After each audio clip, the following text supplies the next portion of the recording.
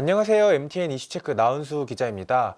지난 16일 한겨레에서 하나그룹과 관련된 기사들을 몇 개 냈는데요. 바로 기사를 보시면요. 김동관 부회장이 최근 4년간 하나로부터 RSU 53만 2천 주를 받은 것으로 확인됐다. 그리고 하나그룹이 또 RSU 보상을 시작한 건 2020년 초다. 그다음에 또 김 부회장이 매년 받고 있는 RSU는 쏠쏠한 지배력 확보 수단이 된다.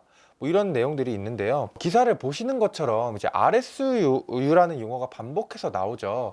RSU가 뭔지는 모르겠지만 한겨레 보도만 보면 이 RSU라는 게 무슨 경영권 승계 수단으로 이용되는 것 같고요. 좀 안 좋은 뉘앙스로도 느껴집니다. 아무래도 이제 이 RSU라는 단어 자체가 낯설다 보니 좀 이해도 잘 안 되는 것 같고, 그리고 취재를 해보니까 이 기사처럼 무조건적으로 뭐 좀 나쁜 것만은 아닌 것 같아서 이번 이슈 체크에서 뭐 이 관련된 컨텐츠를 준비해 봤는데요. 첫 번째로 RSU가 뭔지 알아볼 예정이고요. 그리고 두 번째는 한겨레 보도에서 나온 것처럼 하나가 정말 RSU를 경영권 승계 수단으로 이용할 여지가 있는 건지도 한번 살펴볼 예정입니다. 그리고 또 마지막으로 이번 보도에 대해서 하나 측 입장은 무엇이고, 또 선진국들은 이 RSU를 어떻게 이용하고 있는지 뭐 사례들을 차근차근 살펴보도록 하겠습니다. 여러분들 스톡옵션이라는 용어쯤은 한 번쯤 들어보셨을 텐데요.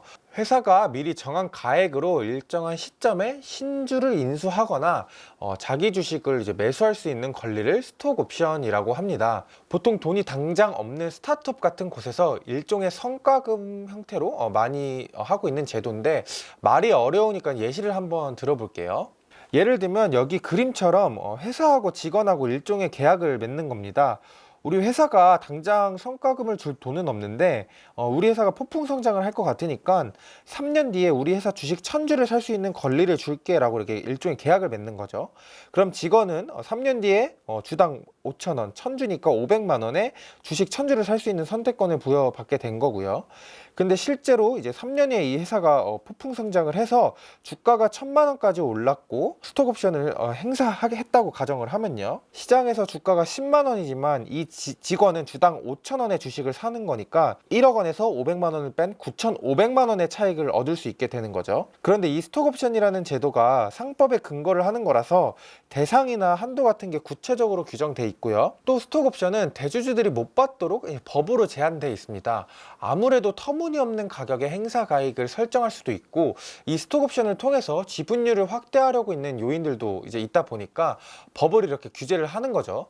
아무튼 스톡옵션은 대주주들한테는 부여가 제한된다, 이 말을 꼭꼭 기억해 주시고요. 앞에 제가 왜 스톡옵션의 이야기를 했냐면요, RSU가 스톡옵션과 좀 비슷한 지점들이 많기 때문인데요. RSU 역시 스톡옵션처럼 성과 보상 형태로 지급하는 건데, 한번 다시 표를 보겠습니다. RSU는 우리나라에는 아직 좀 생소한 제도라 정확하게 정해진 한글 명칭은 없다고 합니다. 근데 우리나라 말로 이렇게 번역을 하면 양도 제한 조건부 주식쯤으로 번역이 되는데, 성과급 개념으로 회사가 주식을 지급하는 거고 일정 기간 동안 양도가 금지되어 있는 게 특징이다 라고 보시면 되겠습니다.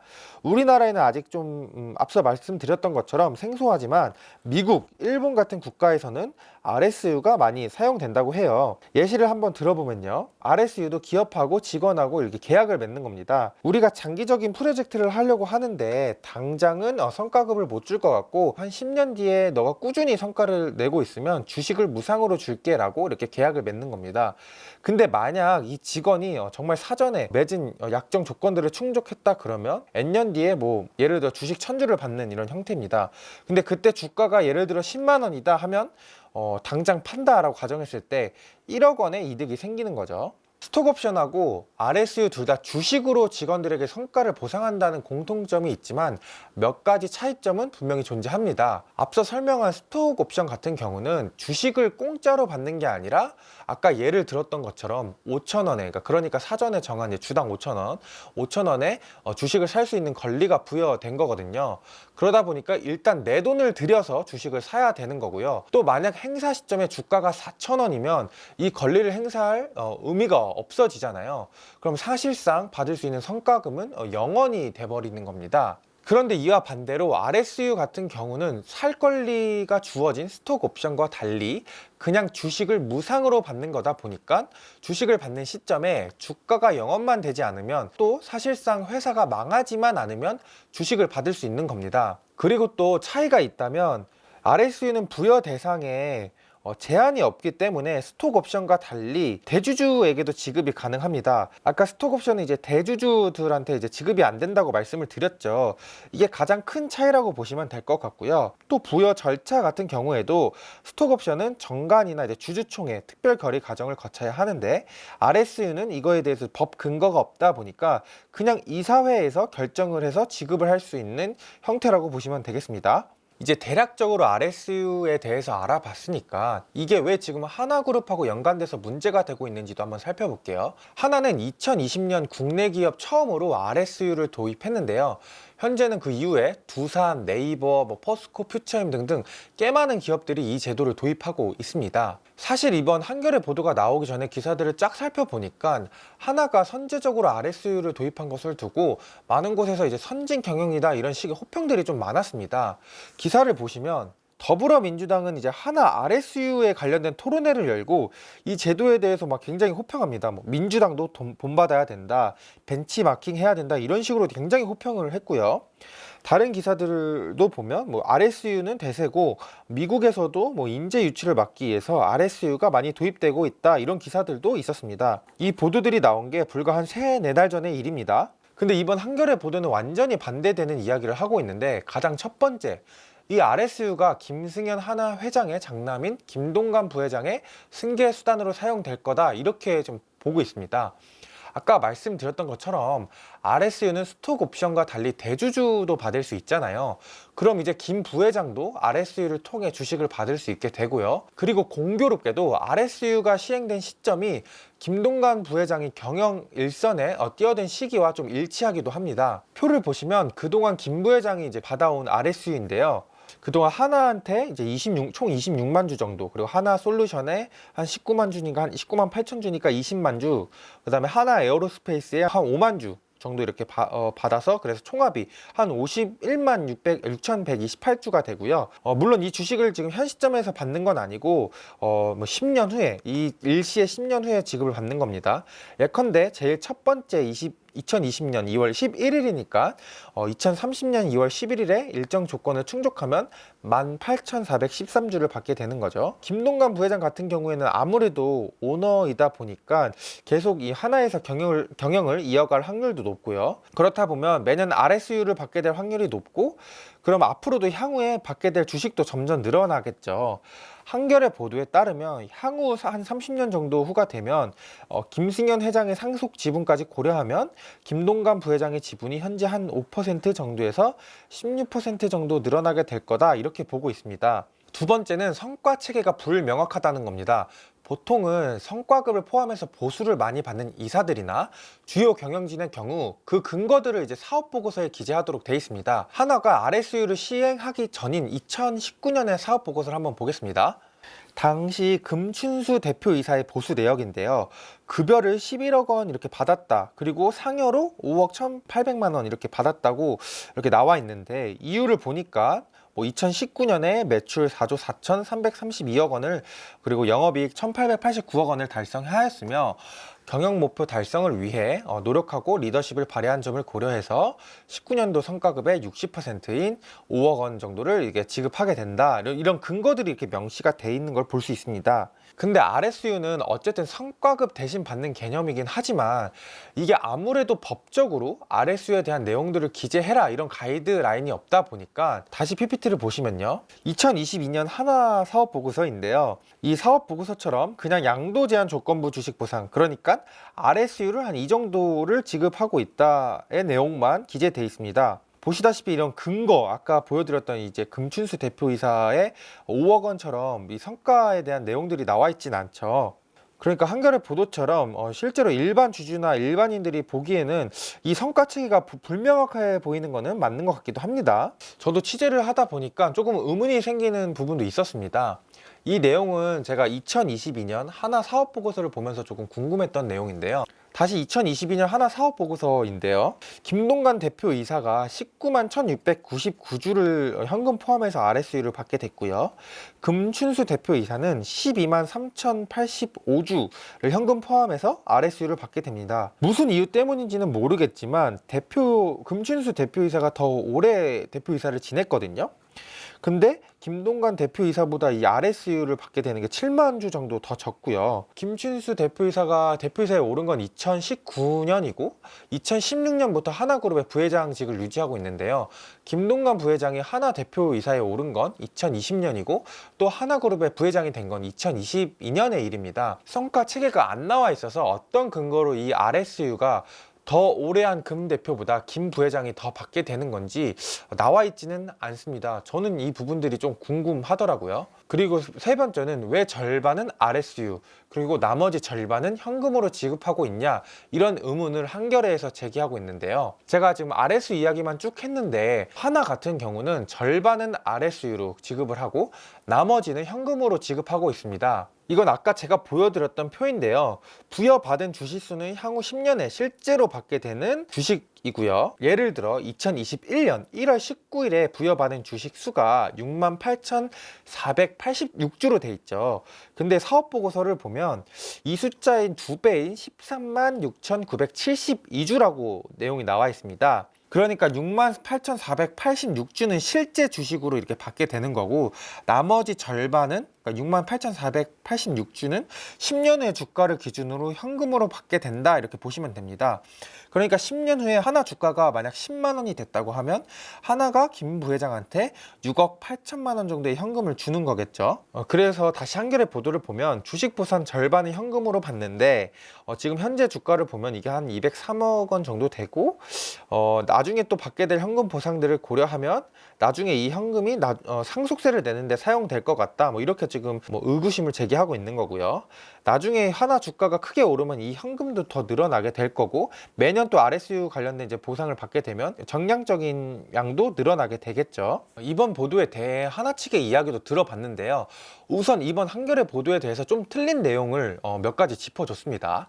한겨레 보도에서는 RSU가 경영진들을 대상으로만 지급을 하고 있다고 나와 있는데, 하나 측에 따르면 계열사마다 조금씩 다르긴 하지만 일반적으로 팀장급 이상 직원들한테 RSU를 지급하고 있다라고 이야기를 해줬고요. 또 실제로 팀장급 중에 RSU를 받은 사례도 있다, 이렇게 이야기를 해줬습니다.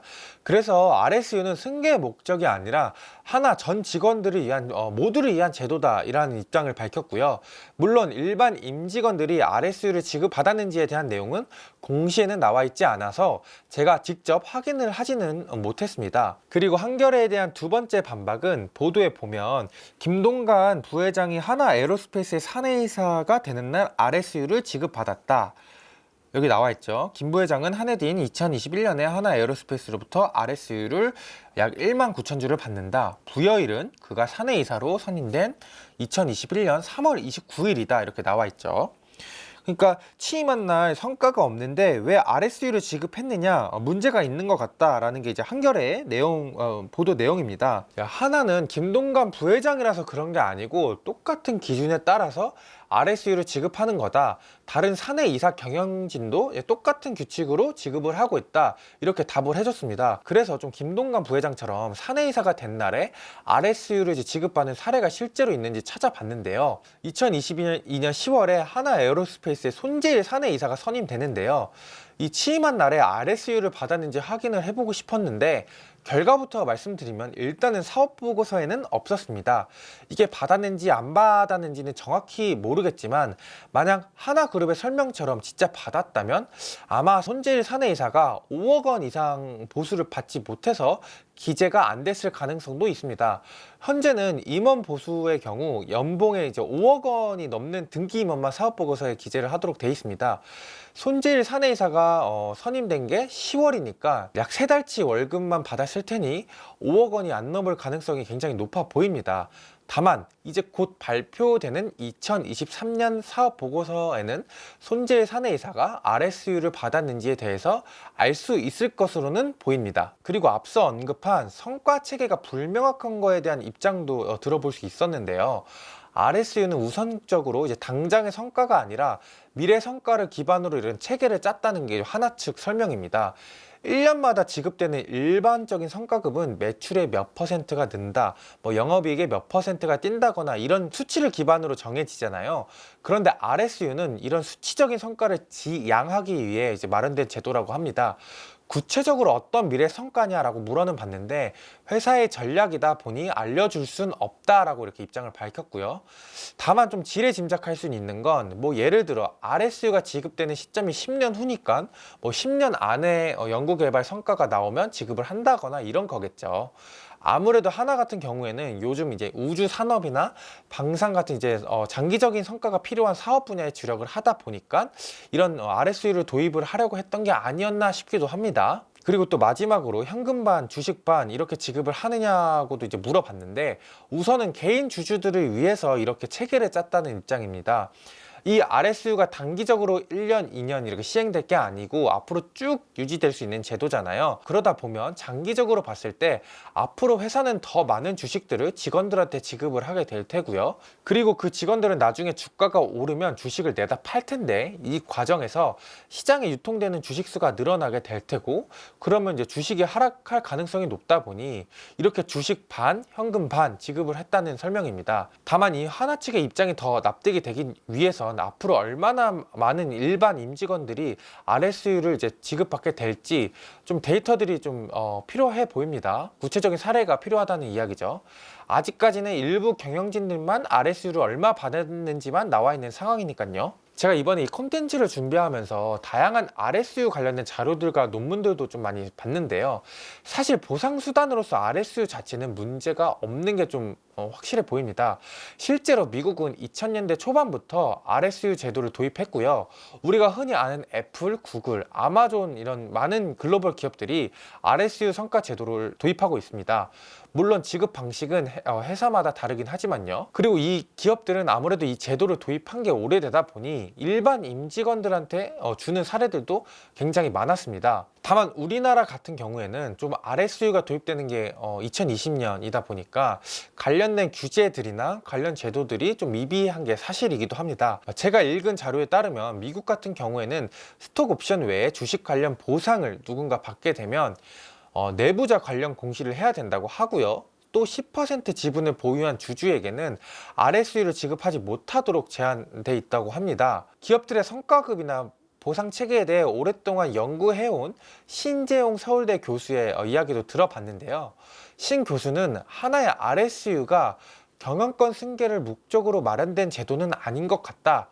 다만 대주주에 유리하게 조건이 맞춰져 있는 것 같긴 하다라는 입장입니다. 구체적으로는 RSU 기간이 10년으로 되어 있는데 굉장히 이례적인 케이스라고 합니다.